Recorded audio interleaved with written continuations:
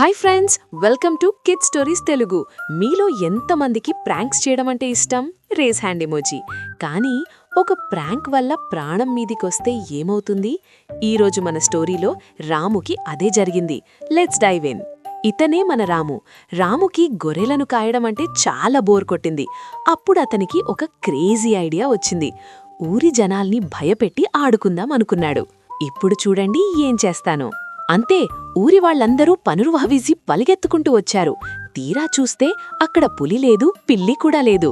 రాము మాత్రం పడిపడి నవ్వుతున్నాడు. ఏరా రాము, ఇదా నీ పని? మా టైమంతా వేస్ట్ చేశావు. కానీ ఫ్రెండ్స్, కొన్ని రోజుల తర్వాత అస్సలు ట్విస్ట్ జరిగింది. నిజంగానే ఒక పెద్ద పులి వచ్చింది. రాము భయంతో వణికిపోయాడు. పులి, కాపాడండి, ప్లీజ్ రండి. ఈసారి రాము ఎంత అరిచినా ఎవ్వరూ రాలేదు. అందరూ ఏమనుకున్నారో తెలుసా? వాడు మళ్ళీ ప్రాంక్ చేస్తున్నాడ్లే అని లైట్ తీసుకున్నారు.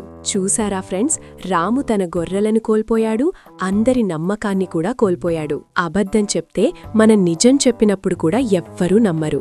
So no rain, only truth. ఈ స్టోరీ మీకు నచ్చిందా? అయితే వెంటనే లైక్ కొట్టండి. మీరెప్పుడైనా అబద్ధం చెప్పి దొరికిపోయారా? కమెంట్ చేయండి. Don't forget to subscribe to kid stories Telugu. Bye bye.